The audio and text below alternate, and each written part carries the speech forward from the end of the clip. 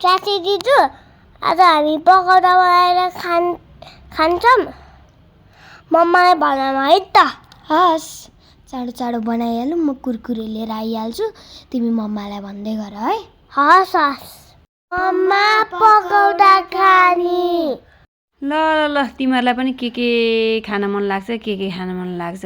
यो कुरकुरे चाहिँ किन लिएर आएको नि अनि कुरकुरेको मसलामा डिप गरेर अनि प्याजलाई अनि त्यहाँ तार्ने ए ए ए ल त्यसो भएदेखि प्याजलाई मैले गोलो पारेर काटिसकेँ यी कुरकुरेलाई पनि यत्तिको धुलो बनाइसकेँ अनि मैले बेसन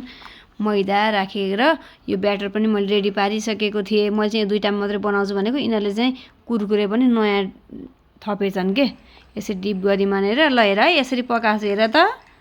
देख्यो खाने हो कस्तो मिठो छिटो छिटो पकाइस्यो न ल ल पकाउँछु ल खाऊ त खाऊ वाउ